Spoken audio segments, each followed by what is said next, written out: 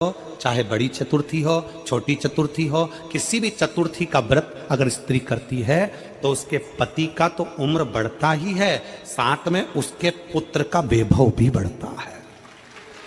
उसके पुत्र का वैभव भी बढ़ता है, उसकी संतान का सुख भी बढ़ता है। चौथ का व्रत अगर स्त्री करती है तो बच्चों का वैभव भी बढ़ता है। चतुर्थी का व्रत करने वाली जो माताएं होती हैं, जो चतुर्थी का व्रत करती हैं, आज भी चतुर्थी मान्य हो रही होगी, तो चतुर्थी का जो व्रत करने वाली होती हैं, जो चतुर्थी का पूजन करने वाली होती हैं, उनके भीतर का एक भाव होता है कि जैसे ही शाम का समय आए चंद्रदेव का पूजन करें, चंद्र जब प्रकट हो जाए, कलश भर लिया, उसके नीचे आखा दाना रख दिया, चावल गेहूं जो भी आप रखते हो पूजन के लिए, ऊपर पात्र आदि रख दिया जलाशय, फिर अपन ने घी का दिया लगाकर पूजन भी कर ली। तो जो चतुर्थी का पूजन करने वाली होती हैं, जो चतुर्थी का नियम व्रत धारण करने वाली होती हैं, बड़ी बड़ी चतुर्थियां करती हैं या उसका नियम धारण करती हैं, तो चतुर्थी का जो पूजन करती है वो किस चीज के लिए होता है? केवल संतान, पुत्र, परिवार, हमारा कुटुंब, हम जिस कुल में हैं, हमारा कुल वैभव की ओर बढ़े, संपदा की ओर बढ़े और उसकी आयु बढ़े, वैभव बढ़े। बहुत ध्यान दीजिएगा महाराज, चतुर्थी की पूजन में जो आप आका दाना रखते हो, गेहूं वगैरह कुछ भी जो रखते हो, उसकी बड़ी महत्वता होती है महाराज। यहां तक कहा गया है, चतुर्थी की कथा तो आप लोग पढ़ते होंगे, जो लोग पढ़ते हैं उनको मालूम होगा, चतुर्थी की कथा में लिखा है, चौथ माता के व्रत में वर्णन किया गया है कि वो आखा दाना जो रखा जाता है, मान लो कोई जरूरी काम होता है तभी आखा दाना को रखा जाता है, संभाल के रखते हैं कि हम इस काम के लिए जा रहे हैं और हमारा ये कार्य सफल होना चाहिए। तो जिसने चतुर्थी का व्रत करा है, जिसने चंद्रदेव का पूजन करा, चतुर्थी का व्रत करा, वो गणेश जी से विनती करके वहां से 2-4 आखा दाना उठा ले, और जो व्यक्ति का काम अटक रहा है अपने ही घर का, पर दूसरे कुल को नहीं देना, अपने ही कुल के अंतर्गत जो काम अटक रहा है उसकी जेब में, उसके पल्लू में उस चीज को रख दिया जाए। तो चतुर्थी जो अगली आती है, जैसे आप महीने की करते हो तो महीने की, और आप जैसे करते हो कि 4 अलग बड़ी बड़ी चतुर्थी करते हो तो उसके अनुसार आपका कार्य सिद्ध होता ही है। उस आखे दाने का इतना महत्व होता है क्योंकि चतुर्थी का व्रत करने वाली माता जब व्रत करती है तो स्वयं चतुर्थी की कथा में लिखा हुआ है कि पार्वती जी गणेश जी से चतुर्थी की कथा बचवाती। चतुर्थी की कथा बाची किसने थी? स्वयं गणेश जी महाराज ने। और सुनी किसने थी? माता पार्वती। चतुर्थी की कथा जब होती है तो उसको स्वयं गणेश जी बाच रहे हैं, तो व्रत कौन सुन रही है? माता पार्वती। और आपने जो आखा दाना लिया वो गणेश जी के भाव से लिया, गणेश जी से निवेदन करके, विनय करके, प्रार्थना कर उसको प्राप्त किया, आपने उसको लिया, फल प्रदान कर देता है, कार्य की सिद्धता देता है। जिसकी फैक्ट्री नहीं चल रही हो, फैक्ट्री में बार बार कुछ तकलीफ आ रही हो, गाड़ियां नहीं चल रही हो, 4 व्हीलर गाड़ियां ले रखी हैं, कभी ट्रक गड़बड़ हो रहा है, कभी ट्रक में ये हो रहा है, कभी गाड़ी में ये हो रहा है, कभी बस में ये हो रहा है, बस एक काम करना है, दुर्वा का थोड़ा सा भाग लेकर पानी के लोटे में उसको डालकर 5 अक्षत के दाने उसको पटक कर उस गाड़ी के अंदर उस कलश को रख दो, बस आधे घंटे के लिए, और उस पानी को चक्के के चारों तरफ डालते डालते जाइए दुर्वा के साथ में, तकलीफ नहीं देगा। फैक्ट्री का भी यही प्रमाण है। दुर्वा में वो अमृत तत्व छुपा है जिसका सुख आनंद दे जाता है। ये दुर्वा बुधवार के दिन, जो बार इस बार पड़ रहा है उस दिन समर्पित करिए।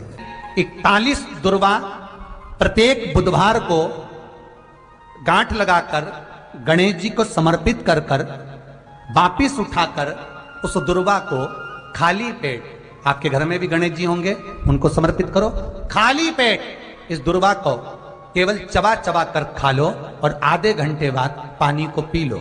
बुधवार की बुधवार 5 बुधवार करना, गणेश जी को चढ़ाना, सफेद दुर्वा को गणेश जी को समर्पित कर कर चबा चबा कर खाना। उदर की प्रॉब्लम, जो भी मसा आदि की प्रॉब्लम होती है, उदर से जुड़ी हुई होती है, जिस चीज से जुड़ी होगी, पेट की जितनी प्रॉब्लम होगी, आपको जितनी भी प्रॉब्लम होगी, वो सारी 5 बुधवार करना, 6ठे बुधवार को जरूरत ही नहीं पड़ेगी। कभी मौका लग जाए अपनी जिंदगी में, कभी मौका लग जाए, कभी तुम्हारी जिंदगी में मौका लग जाए, सिद्धि विनायक गणेश जी का दर्शन करने के लिए जाओ, दगड़ू गणेश का दर्शन करने के लिए जाओ, अष्ट विनायक का दर्शन करने के लिए जाओ, उनके मंदिर में एक बार आवाज लगा कर कह देना हर हर महादेव। सबसे ज्यादा खुश होंगे मेरे गणेश जी महाराज, आज तो मेरे पिता का आशिक आया है, आज मेरे पिता को चाहने वाला आया है, और पिता का प्रेमी मेरा भी प्रेमी। कभी हरि विठल का दर्शन करने के लिए पंढरपुर में जाओ, क्योंकि भारत की भूमि पर केवल एक भगवान नारायण का मंदिर ऐसा है, पूरी भारत की भूमि में क्या पूरे विश्व में केवल भगवान पांडुरंगा हरि विठल का मंदिर ऐसा है जिसमें भगवान विष्णु के सिर पर शंकर का शिवलिंग है, वो पूरी दुनिया में एक हरि विठ्ठल में है। केवल पांडुरंगा हरि विठ्ठल। इसलिए पंढरपुर में दर्शन करने जाओ, विठ्ठल विठ्ठल विठ्ठल विठ्ठल विठ्ठल विठ्ठल के साथ में एक आवाज और होना चाहिए, हर हर महादेव। तो हरि विठ्ठल प्रसन्न हो जाते हैं। मेरे मस्तक पर जो शिव बैठे हैं उसको देखकर आवाज लगा रहा है, हरि विठ्ठल। यदि भगवान गणेश जी की पूजन और भगवान शंकर की पूजन दोनों जब शमी पत्र से करी जाती है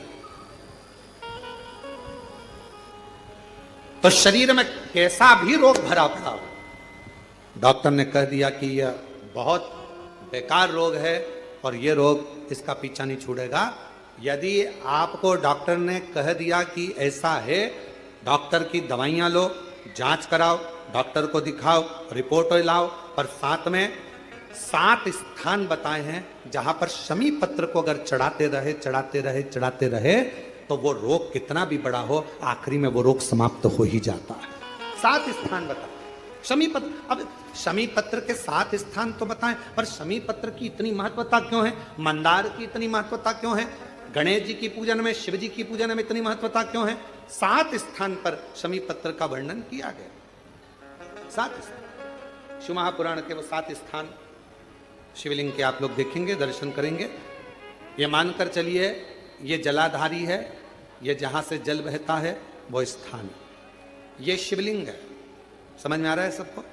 ये शिवलिंग, ये जलाधारी, ये जल बहता है वो स्थान, बीच में अशोक सुंदरी का स्थान, गणेश जी कार्तिकेय जी का स्थान, माँ जगत जननी का हस्तकमल, शिवलिंग, ऊपर जलाधारी में जया, विषहरा, शामली बारी, दौतली।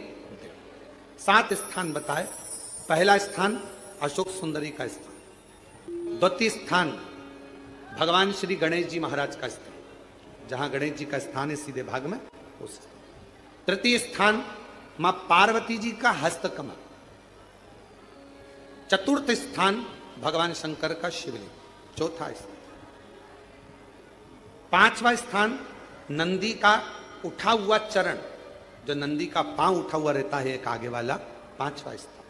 और 2 शमी पत्र भगवान शंकर के सम्मुख में से अपनी कामना कर 3 बार पंचाक्षर मंत्र का या श्री शिवाय नमस्तुभ्यम का स्मरण कर वो शमी पत्र भगवान शंकर के शिवलिंग पर फिर समर्पित कर दिया जाए। अगर ये 7 शमी पत्र समर्पित कर एक बेलपत्र शिव जी को समर्पित करा जाता है तो धीरे धीरे कैसा भी बड़े से बड़ा रोग हो वो धीरे धीरे कटना प्रारंभ हो जाता है। जो बेटा बेटी नौकरी के लिए अप्लाई कर रहे हैं, जो बेटा बेटी चाहे सरकारी नौकरी हो, प्राइवेट नौकरी हो, सर्विस के लिए अप्लाई कर रहे हैं, उन बेटा बेटियों से निवेदन है, दुर्वा शिव जी को समर्पित कर केवल दूब जानते हो ना, दुर्वा सब जानते हैं। दुर्वा जो माला पिनाई थी उसमें बहुत सारी लगी थी, खड़ी है यहाँ, बताना जरा।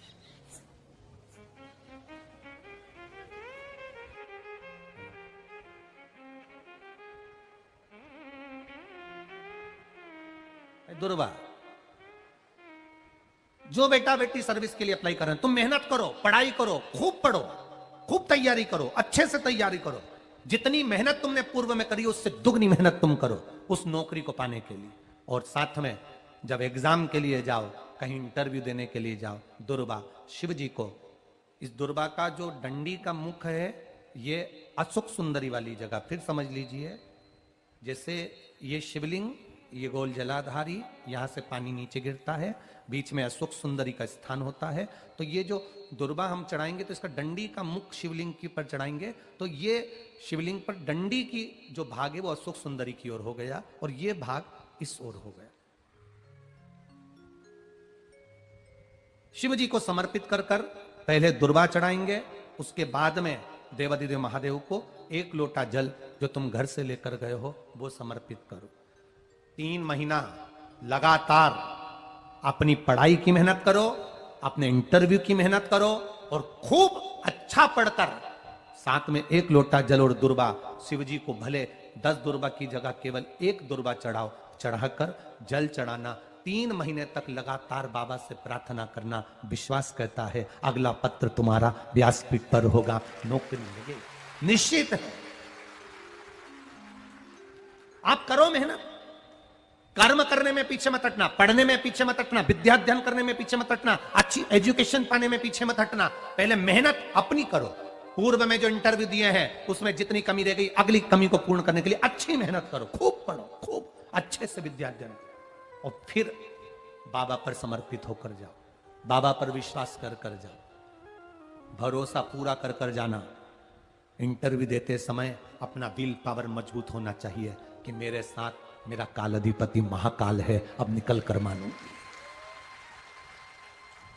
हम दुकान खोलते हैं, कपड़े की दुकान खोल रहे हैं, किराने की दुकान खोल रहे हैं, लोहे की दुकान खोल रहे हैं, भंगार की दुकान खोल रहे हैं, किराना की दुकान खोल रहा है, पान की दुकान खोल रहा है। हम दुकान खोलते हैं, पर दुकान खोलने से पहले तुम्हारे 2 मन हो जाते हैं, चलेगी कि नहीं चलेगी। खोल तो लूंगी, चलेगी कि नहीं चलेगी। जिस दिन तुम दुकान खोलो 1 महीने पहले, 2 महीने पहले, 3 महीने पहले बाबा को दुर्वा चढ़ाकर 1 लोटा जल चढ़ाकर नियम बनाकर जाना, 3 महीने बाद मैं दुकान खोल रही हूं, 2 महीने बाद मैं दुकान खोल रही हूं, और मेरा विश्वास कहता है दुकान चलेगी।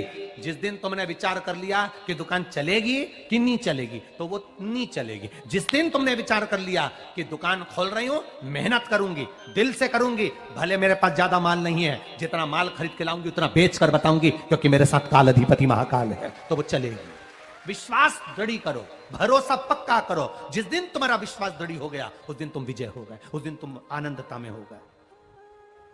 बच्चों का विल पावर कमजोर हो रहा है, दोस्त कह देते हैं सीए की पढ़ाई बहुत कठिन है, इंजीनियरिंग की पढ़ाई बहुत कठिन है, डॉक्टर की पढ़ाई बहुत कठिन है। साथ वाले ऐसे मत ढूंढना जो तुम्हारा विल पावर कमजोर कर दे। ये वाली फैक्ट्री खोलेंगे तो हो सकता है नुकसान हो जाए, इसलिए ये फैक्ट्री खोलने का मन नहीं हो रहा है। फैक्ट्री का सेटअप जम गया, सब कुछ जम गया, और मालूम पड़े, विचार करा कौन चलाएगा, कैसे होगा, कैसे चलेगी, तो वो फैक्ट्री कभी नहीं चलेगी। तुमने सोच लिया कि अपने क्षेत्र में नहीं है, मेहनत करूंगा, 4 चांद लगाऊंगा, कहीं पर भी जाऊंगा, पर जीत कर बताऊंगा, तो वो फैक्ट्री भी भग दौड़ेगी। निश्चितता है आपका विल पावर कमजोर नहीं होना चाहिए। शिव महापुराण की कथा यहां तक कहती है, मंदिर में जल चढ़ाने जाओ तो अपने घर से जल लेकर जाओ। मंदिर में तो बाल्टी भरकर रखा रहता है, लोटा भी रखा रहता है, कलश भी रखा रहता है। मंदिर का पानी भरकर, मंदिर की बाल्टी में से जल भरकर शंकर भगवान को नहलाना सरल है। अपने घर से जल लेकर जब जाओगे तो घर का वास्तु दोष, घर का पितृ दोष और घर का काल सर्प दोष तीनों उस लोटे के माध्यम से जाएगा और शिव को समर्पित हो जाएगा। हम एक निवेदन करें आप लोगों को, अगर स्वीकार करें तो, कभी कोई विषम समस्या यदि आपके सामने खड़ी होती है, विषम समस्या जिसका कोई निराकरण हो ही नहीं रहा, सब दूर हाथ जोड़ लिए, सबसे कह लिए, सबको प्रणाम कर लिया, सबसे बोल दिया, सबसे विनय कर ली, तो भी वो समस्या मिटी नहीं रही है, तो हमारा निवेदन है 5 बेलपत्र, 5 दुर्वा, 5 कनेर के पुष्प शिव जी को समर्पित कर कर उसी 1 लोटे जल से 5 बार शंकर भगवान को जल चढ़ाना प्रारंभ करिए। लगभग 1 हफ्ते यदि आपने शिव को जल समर्थ चढ़ाना प्रारंभ कर दिया इसी क्रम से, तो निश्चित है वो समस्या का हल 1 हफ्ते के अंदर बाबा को निकालना ही पड़ेगा और आपका लक्ष्य निश्चित करना ही पड़ेगा। अगर किसी कामना के वश अगर हम दीप लगा रहे हैं या हमारे मन में कोई भाव उत्पन्न है और हम बाबा से कहना चाहते हैं कि बाबा मेरा ये कार्य है आप पूर्ण करिएगा, तो फिर शिव मंदिर में भी लंबी बाती का दीप आप प्रदोष या सोमवार की अष्टमी या सोमवार या आप शिवरात्रि को बाबा से निवेदन कर कर लगा सकते हैं। हाँ, विशेष जब कोई एक बहुत बड़ी बात हो और आपके कार्य में कहीं अटकल हो रही हो, तो एक ही दीप में 2 बाती, शिव और शक्ति, लंबी बाती बनाई शिव और शक्ति के नाम से, 2 बाती एक साथ एक दीप में भी लगा सकते हैं। पर कब? जब विशेष कोई आपका कार्य हो और वो अटक रहा हो, विशेष कोई कार्य, और आप बाबा से प्रार्थना कर रहे हो, तो 2 बाती का भी प्रयोग आप कर सकते हो। ऐसे शिव तत्व को जान, बहुत ध्यान देना इस कथा पर। शिव के मंदिर में कभी भी जाओ, तुम्हारा बेटा कोई नीट का एग्जाम दे रहा है, कोई कंपटीशन एग्जाम दे रहा है, तुम्हारी बेटी कोई परीक्षा दे रही है, तुम्हारा बच्चा, बेटा बेटी, पति पत्नी कोई भी कोई एग्जाम में बैठने का प्रयास कर रहा है, पहले तो उससे कहो कि अपनी मेहनत 4 गुना कर, खूब पढ़, परिश्रम 4 गुना कर। और मान लो 5-6 बार दे चुका, 2-4 साल हो गए, 5 साल हो गए, तो फिर उससे कहो शंकर के मंदिर में 7 दुर्वा लेकर जाओ। कितनी दुर्वा? यहां क्या बोलते हैं झारखंड में? दुर्वा कि दूब बोलते हैं? दुर्वा। 7 दुर्वा शिव के मंदिर में लेकर, जब जल का पात्र साथ में, 7 दुर्वा को नीचे की ओर रखो हथेली पर, जल का पात्र हाथ में लेकर भगवान देवाधिदेव महादेव को जल समर्पित करो। 7 दुर्वा में से 6 दुर्वा षडानंद कार्तिकेय जी को समर्पित कर दो, 1 दुर्वा भगवान शंकर के शिवलिंग पर चढ़ा दो। अपने हाथ की 3 उंगलियां शिवलिंग का स्पर्श करो और अपनी कामना कहकर, बाबा बहुत एग्जाम दे चुका हूं, बेटा बेटी ने बहुत परीक्षा दी है, हो नहीं रहा बाबा, अब आपके भरोसे है, बाबा को विनय करो, शिव जी पे चढ़ी हुई बेलपत्र दुर्वा वापिस लेकर आओ। जिस बच्चा जब एग्जाम के लिए जाए, परीक्षा देने के लिए जाए, उस दिन वो दुर्वा को अपने मस्तक पर प्रणाम कर कर, नमन कर कर, षडानंद कार्तिकेय का स्मरण कर कर फिर एग्जाम के लिए जाए। पढ़ाई अच्छी करना, दिल से करना, मेहनत ज्यादा करना, और एक बार ये प्रयोग कर कर देखना, मेरा षडानंद कार्तिकेय सफलता जरूर प्रदान करे।